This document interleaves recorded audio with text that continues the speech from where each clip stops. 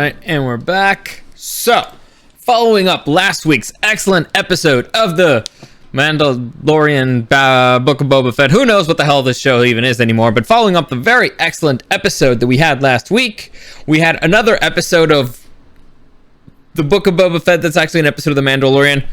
Who knows what the hell's going on, but who cares? It was a good one, so let's break it down. Welcome to the newest episode of SDW.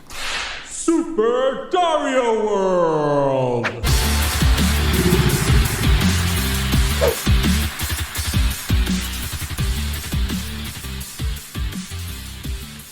So, like I said, who the hell knows what the hell this show is anymore? I don't hate it. I don't hate it at all. Actually, you know what? I'm going to go so far as to say that I kind of like it. I'm actually enjoying all that's going on so far. What I'm not enjoying is that my internet's being shit again. I don't know what the fuck's happening. Before it was like, all right, at 4 p.m. it kind of sucks. Then, so I decided to wait to 5, and now it's 5:45 and it's still shit. So I don't know what the fuck I'm gonna do. I don't know what the fuck's happening. Hopefully it fixes itself up, and you're gonna be able to join me. If not, I'll just have to reload this later on, and you'll have to enjoy it that way. So let me just set up a few things here before I forget. And let's talk about a little bit about the Mandalorian. Okay, so it's not the Mandalorian, but I'll do the intro. I'll do the open because honestly, I kind of like it. Let's do the intro to The Good, the Bad, and the Mandalorian. I like those odds. Okay, so I like that. I really like it. I enjoy it. I enjoy it a lot. It's one of those dumb things that I get edited, and it's like, you know what? I gotta take every single chance I can get to actually use it because I don't get that many. There's not that many episodes. There's not that many episodes of the show to watch, but I guess now we're getting more. Like I said, it's really weird what they're doing. Mom Nasty, thank you for joining me. But overall, can I say that I hate it? Not really. This is the 6th episode of the series. I'm not sure how many episodes we have left. To be honest, I don't really want to look it up because sometimes I like being surprised. Sometimes I like being like, hey, it looks like we're reaching the end of this. It looks like not. And so I don't know. Like I said, I'm waiting. I'm waiting a little bit until I feel like, okay, it's time to actually take a look at this. But it's not yet. I'm not at that point yet. That's my point. By the way, I'm seeing that I have some issues here on Twitch. For those of you who are like, it's not showing up. I've been trying to monitor this, like a professional, and it's not working. I don't know why. Well, we'll see if it pops up eventually. But anyway, let's talk a little bit about the show. So let's do the break. Like I said, good episode overall. This one actually was directed by Dave Filoni, who's one of the creators. And for those of you who don't know who Dave Filoni is, he was the man responsible. He's the man behind the show Star Wars Clone Wars. And so knowing that, and looking at this episode, you're like, okay, it kind of starts making sense. And it kind of started making sense as to why he's the one who wanted to direct this particular episode. Because let's just say a lot of stuff happens that's Clone Wars related. Yeah, so with that being said, let's begin and let's start breaking down this entire episode, which again was actually a good one. So let's do full screen here. And the episode actually begins kind of weird. We see members of the Pike Syndicate meeting out in the middle of the desert and exchanging money for spice. Now, like I said, this is really weird in many ways. First off, out of nowhere, Timothy Oliphant, who I'm just going to call him the sheriff because I don't remember his character's name, just pops up out of nowhere. Like, he just shows up, he's like, hey guys. So they're in the middle of the fucking desert, in the middle of fucking nowhere, and all of a sudden Timothy Oliphant's like, hey, hey, what you doing? So as you can see, there's nothing nearby. Doesn't have like a motorcycle or something, so it's a really weird thing. It's really, as I was watching it, I was like, what the fuck was he doing? Was he just kind of like hanging out literally in the middle of I'm guessing these dudes decided to go do business in the middle of nowhere because you're in the middle of nowhere. And all of a sudden, the sheriff pops up like from the ground. I don't get it, but all right. And also, I don't understand the Pike Syndicate specifically. It's like, what are you doing? It looks like they're trying to make some kind of deal, but they're all members of the Pike Syndicate. It's like, hey, I'll trade you money from the Pike Syndicate in order to get spice from the Pike Syndicate. I don't get it.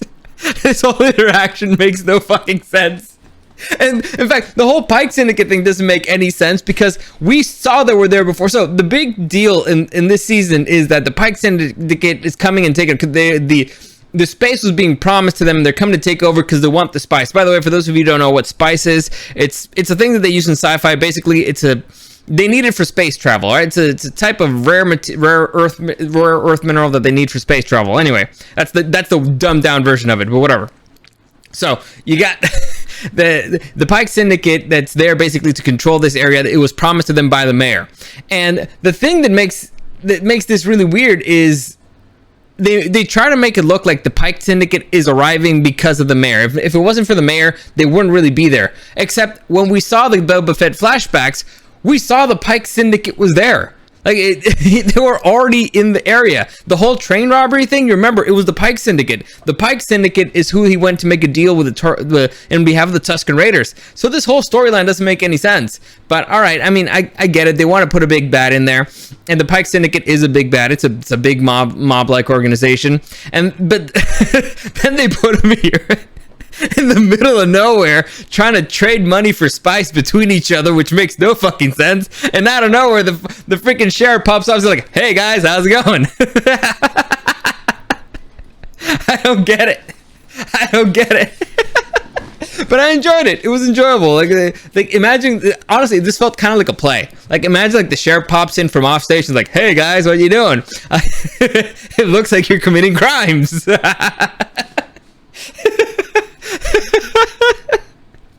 Anyway, so that was it's dumb, but I enjoyed it.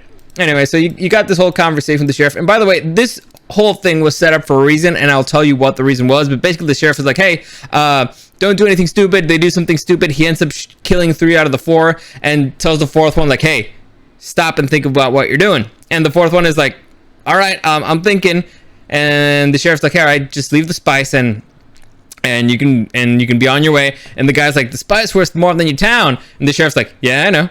And so the guy leaves, and the sheriff ends up just throwing the spice into the sand, whatever. So going back to the sand. And again, this whole storyline of them having to travel to the desert makes no fucking sense, because they have starships, right? They have starships are a thing that exists in this universe. Why can't they just fly over the desert? You know, it would be easier. It might not be cheaper, but you're transporting spice. You think you want to take the safer route, or maybe space isn't as safe. Who knows? But like I said, the storyline is bizarre. But all right, okay, we can accept it. It's bizarre, but okay. Anyway, then we get to see Mando traveling to a very nice green planet, and here we get to see, like, holy shit, is he real? Is there more there? And we get to see R2-D2 making his appearance in now officially his first appearance in the Book of Boba Fett, and you're like, okay, so it looks like this is going to be another Mandalorian episode. And for the most part, it's a Mandalorian episode. So basically, Mando shows up, and he starts hanging out with R2, and is like, hey, where's the kid? And R2's like, follow me, and he takes him over to where a bunch of droids are building a temple, which I gotta tell you, it may look cool to have all these droids building a temple, but it's also kind of shitty, and shitty in the sense that you would think that part of the training would be learning to use the Force to move rocks to build the temple. I don't know. I was just a little disappointed that it's the droids doing all the work. You know, you expected Jedi to be, to get their hands dirty or something. I don't know. It was a little disappointing, but whatever. It's cool to watch, I guess. And after being here for like a fucking hour just watching droids moving rocks around, and R2 decides to take a nap, and so the Mandalorian decides to sit on a newly built bench from these weird droids. So that's where he's left off. Then we get to see Luke Skywalker, and again, Luke Skywalker back on the show. Holy shit. Honestly, I'm kind of liking this. I'm digging this. I'm digging that they're using Luke Skywalker more, because his story post episode, what is it? Episode 7? No. 5, episode 6. Post Return of the Jedi is a pretty interesting storyline. He does quite a few interesting feats, and he's actually considered to be like the greatest Jedi of all time, based off of the feats that he accomplishes. So we hopefully we'll get to see some of those. And so we see Luke trying to train Grogu a little bit, and this is probably the best thing that happened in this episode. Well, not probably the best thing, but a great thing that happened in this episode. So if we're doing the good, the bad, and the Mandalorian, this is going to be the good. Grogu is finally used as a character. My biggest complaint from the Mandalorian is that Grogu wasn't a character, he was a prop. He was used as a prop. Always and forever, just a prop, just complication, just something like just Mando's weakness, and he was always just used as a prop.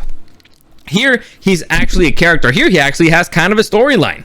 And so, good, honestly, this is, you can tell when the grown-up is back on the table. You can see when Dave Filoni, who understands what the fuck he's doing, is in the driver's seat. By the way, Disney has too much fucking money. Look at this crazy-ass CGI they did for Mark Hamill, like for Luke Skywalker. It's insane. Like, at moments, you're like, that looks real. Like, that's freaky. That looks freaky real. We're gonna reach a point where they're just gonna like not cast actors and just use CGI for them, which I don't really hate. It's like, hey, we couldn't get Brad Pitt, we'll CGI him. Fuck it. It'll save us a buttload of money anyway. So you get to see Luke trying to be like a Jedi Master, and he gives him Grogu a lesson about catching frogs. And like, there's a lot of metaphors that could be going on here, and the lessons and all this stuff. The point is, you get to see Luke being a good master in many ways, and you get to see Grogu actually being a character, actually having desires, actually having concerns. So it's all good stuff. Like, though, I loved how they handled the whole Luke Skywalker Grogu thing. It was fun. It looks like it's going somewhere. And like I said, look at this freaking work with CGI. Holy shit! Like, that's amazing. Honestly, like I said, they have too much money and they're using it the right way. So you can actually, he's torn, he's concerned. That's just great. All the Luke stuff was great. Next, after, he shows up the whole frog thing, and it's like basically him flexing. This is his Yoda moment. You remember when Luke is like, you want the impossible, and Yoda lifts the ship from the swamp. This is kind of Luke doing that. Like, he's just flexing. Like, this is what you can accomplish if you get your head out of your ass. And Grogu's like, but I'm still hungry. They're walking around, they're having a conversation. It's very interesting. He tells him about Yoda. There's a bunch of throwbacks there. There's a bunch of like little Easter eggs about for the people who've seen the movies, who are fans. I'm not gonna go into all those. Just to say, if you watch it, you're gonna notice it and you're gonna enjoy it.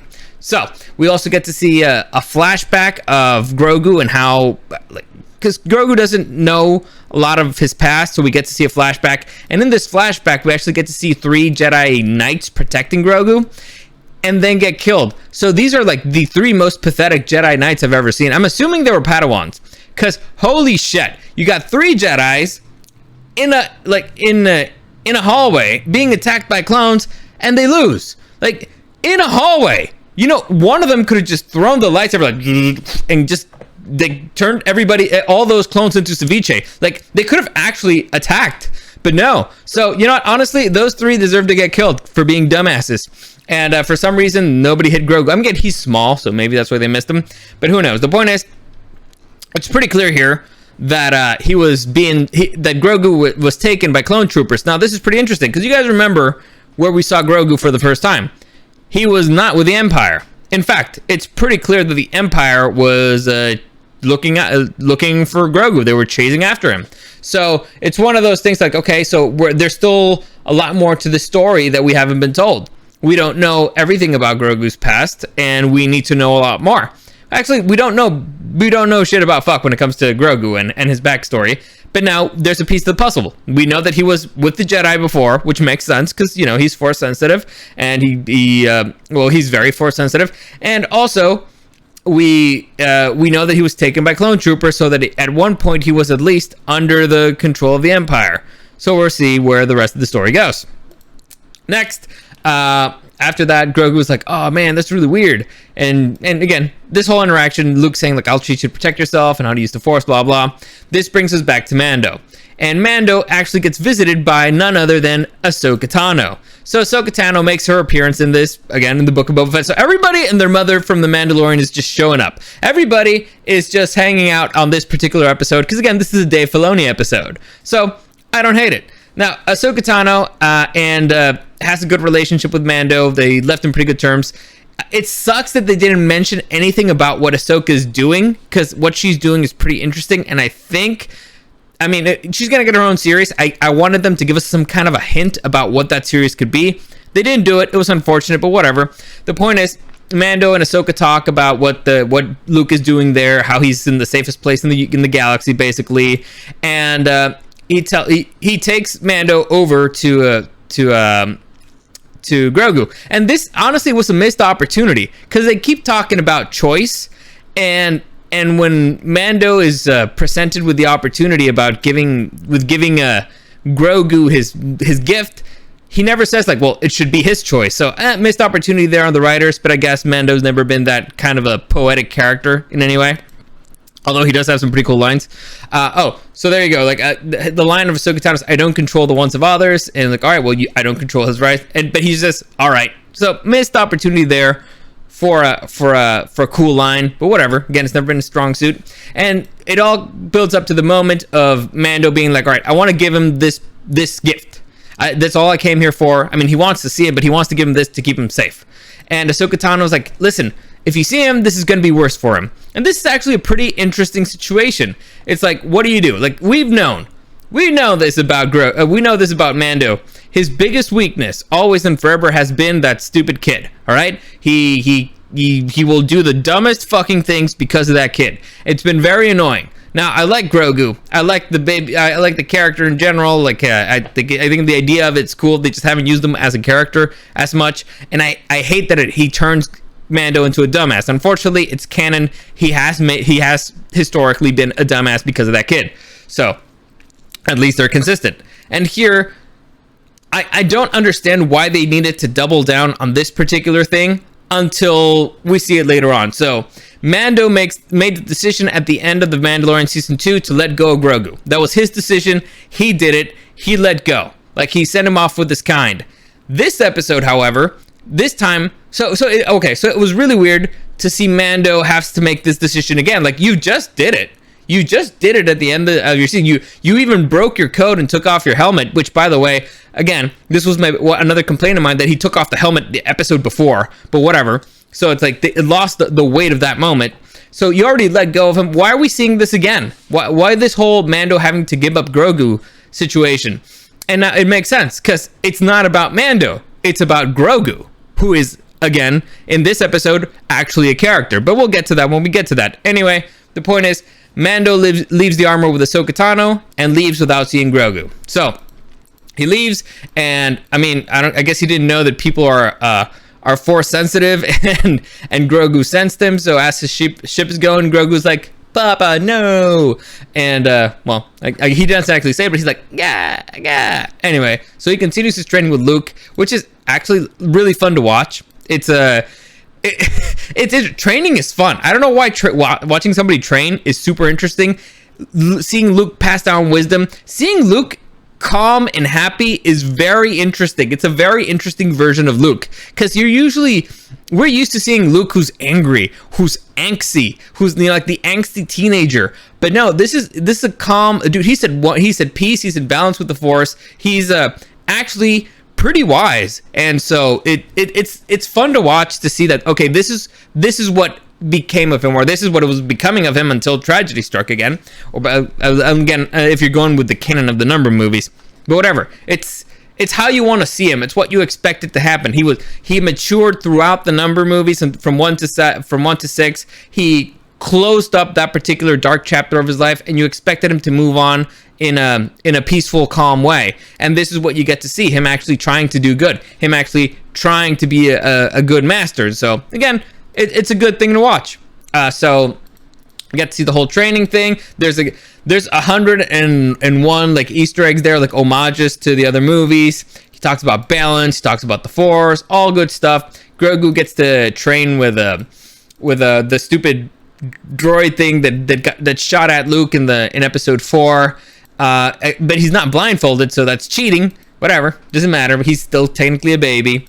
So it's, again, fun to watch. You get to see Grogu kind of start figuring out how that he can actually jump using the Force, that he can do like a bunch of the Yoda moves, which is, again, pretty cool to watch. Enjoyable. Like, training's really enjoyable, and this leads to a conversation between Ahsoka Tano and Luke Skywalker, which is phenomenal, by the way, because I did not know that these two knew each other.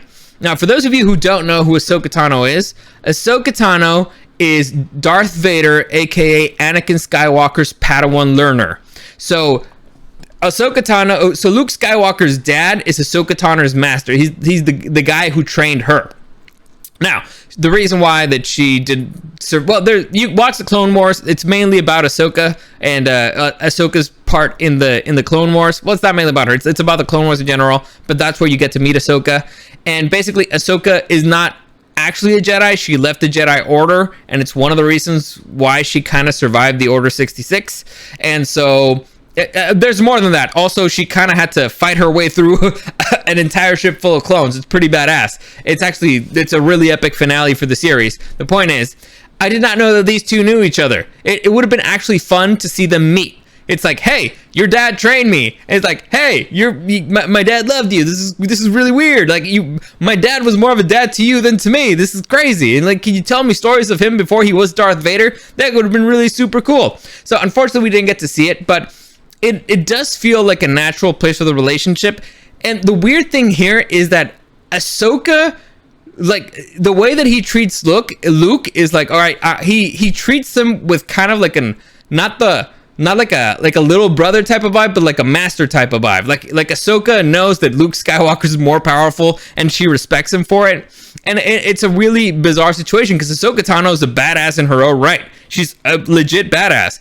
But I guess that Luke has become like one with the Force to that level that Ahsoka even manages to respect it. He's not like a little kid anymore. And if you're gonna have somebody train Grogu, the more experienced person here is Ahsoka Tano. But she deferred to Luke because I think she feels that, you know, it's an important part for any Jedi's journey to become a master. You know, you need to actually train somebody. You need to keep it going. And she's not a Jedi, so I get it. It's an interesting thing. I liked it. I liked the interaction. I liked that they actually, you know, are together. I would have loved to have seen them meet. Unfortunately, it didn't happen, but we get to see the consequences of it, and the relationship makes sense. They seem like to be in good terms. So, all right, okay, let's move on.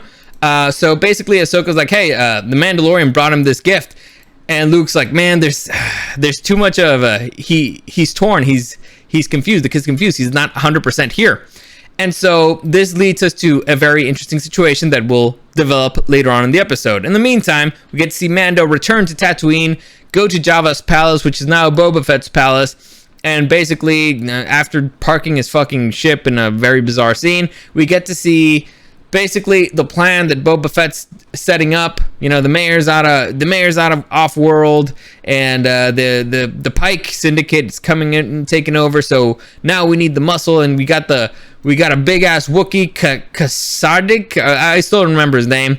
We got these weird cyberpunk kids that still don't make no fucking sense in this world whatsoever. And now we have a Mandalorian. So, all right, so we got enough muscle, and so they started thinking, all right, we need more muscle. And by the way, I was shocked that Boba Fett appeared in this episode, to be honest. I thought it was going to be just, again, another Mando episode, but no, Boba Fett actually appears, and this is as much as we saw Boba Fett. So, in the Book of Boba Fett, there's 2 episodes where in those 2 episodes, we've only seen like a grand total of 1 minute of Boba Fett, and 1 minute is being very generous, but whatever.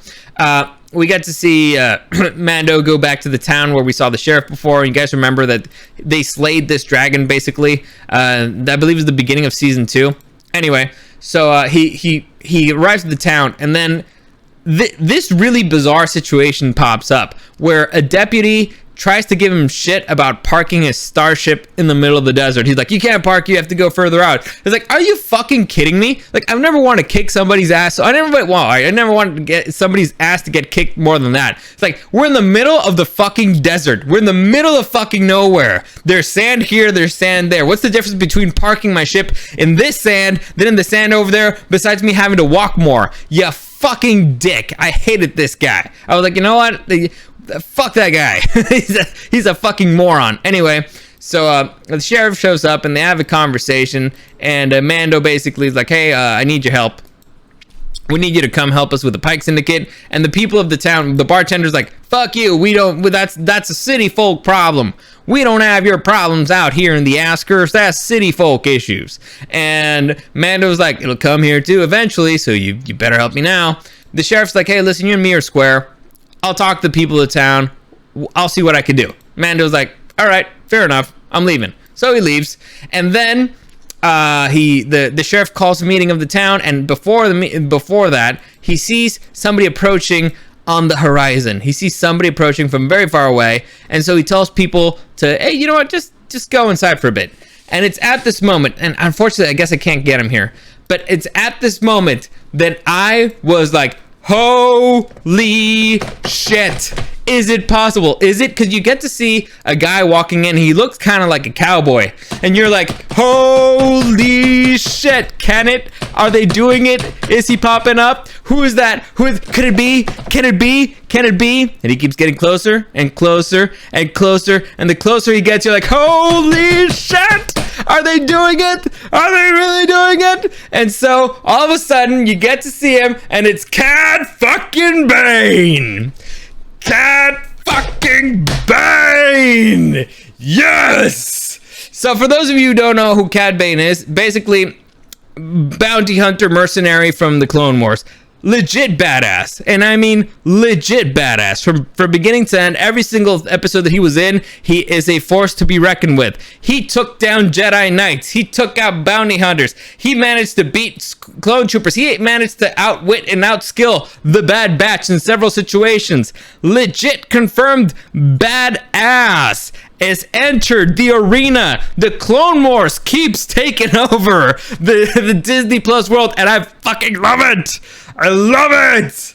Yes, Dave Filoni bringing in more characters from the Clone Wars to the Mandalorian to the Book of Boba Fett. We need more of this shit. Yes, yes. Anyway, so Cad Bane shows up and basically is like, hey.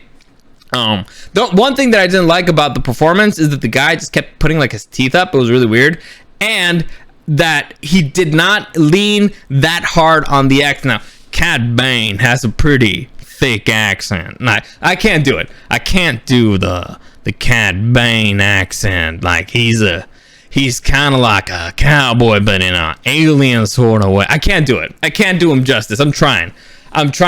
But oh yeah, like cause it's kind of like a nasally thing, but he sounds badass when he does it. Because again, he doesn't have a nose, so he does have a nasally voice, but it's badass. So again, I can't do it justice. The point is, I would have liked him if he would have leaned a little bit more on the accent. I get it. He's not a voice actor. Understandable.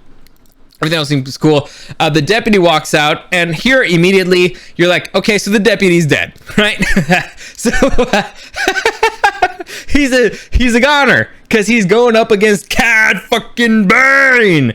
Anyway, so we got this little duel here situation going on. Timothy Oliphant is like, what the fuck am I up against? This guy just walked across the desert and he's threatening me. This is not good. So Cad Bane basically tells Timothy Oliphant, listen, dude, stay the fuck out of it and you don't die. All right, just stay the fuck out of the Pike's business. That's all you have to do and you'll be fine. Which is like an invitation to task him to do shit, but whatever. I mean, like, we knew he was gonna do stuff eventually, but whatever. So the rest of the town was like, what the fuck's going on? Point is, he's basically again. Long story short, Cad Bane kills the deputy and shoots down Timothy Oliphant. And now, things are starting to make sense. We can start putting things together. And let me tell you something. This is how you introduce a fucking villain into a show. This is how you introduce a villain into a Western. Comes in, shoots the guy who we earlier on in the episode saw take down four guys technically, like they were nothing. So we got to see the sheriff dude, who's a badass. He took down 4 of the Pike Syndicate like they were nothing. Like even left one alive and just humiliated him. Like, get out of here and leave your money. And now Cad Bane shows up, and not only does he take down Timothy Oliphant, not killing him on purpose, because he wanted to deliver the message. Okay. I beat your ass. I want you to stay there, and I know that you're the head here. And if I cut your head off, maybe somebody else will take your place. No, I want you to know that I can kill you. So I want you to stay here.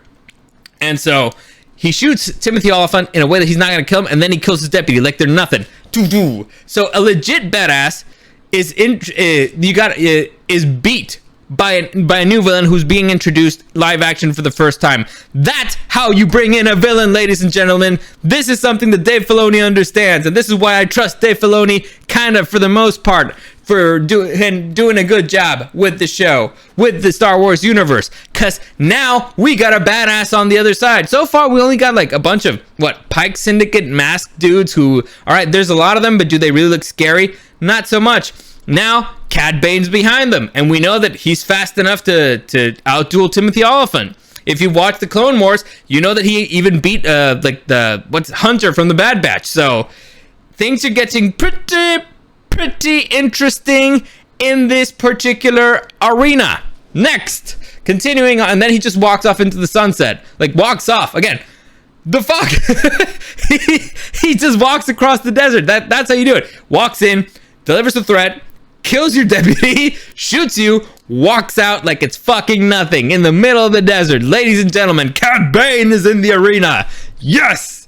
Next, we get to see the Pike Syndicate enter the casino whorehouse or whatever, and long story short, they blow up the casino whorehouse. So the chick that everybody liked and everybody was in love with is dead. So now we really hate the Pike Syndicate, but we know they got muscle behind them. We know they're heartless. They'll blow up establishments. They'll walk across the desert to shoot Timothy Olyphant. That's not cool, man. So all right, now they seem more like a threat. Now things are starting to get interesting. Things are starting to get scary.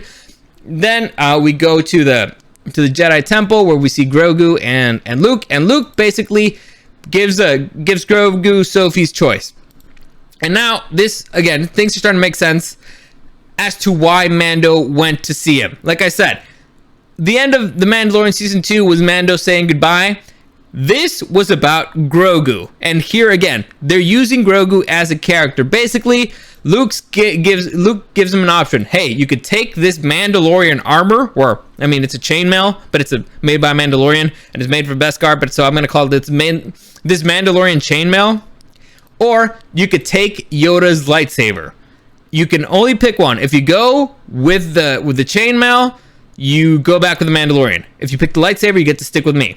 And so last time in the season finale of The Mandalorian, season 2, Mando chose to let Grogu go.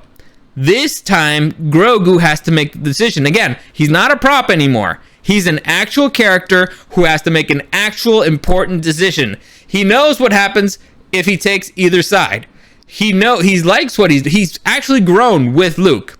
And this is actually this is a very interesting. It kind of seems like a dick move for Luke, but I think he's trying to be kind. Like, you remember what was the issue with Anakin Skywalker? Why didn't Yoda want to take him? Why? Because you miss your mother. Fear leads to anger. Anger leads to hate. Hate leads to suffering. So Grogu needs to let go of his past. Grogu needs to let go of Mando if he actually wants to become a full-fledged Jedi. If not, then he should choose another path. And Luke's aware of that. Luke's willing to let Grogu go. He wants him to be his first student, but he's willing to let him go because honestly, it'd be better for him instead of not being like 100% there. In the life of the Jedi is not easy. The training's not easy. The life is even harder. I think it's, what is it? I think it's Obi-Wan who says that. So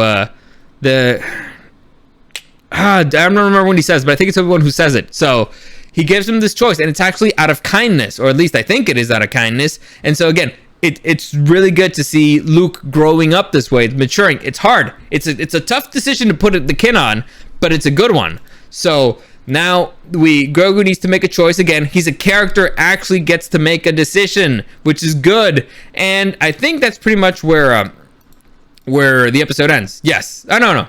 Yeah, that's where it ends. So again, this was directed by Dave Filoni, written by Dave Filoni and Jon Favreau. This was actually a good episode. So overall, like I said, I'm liking where this universe is going.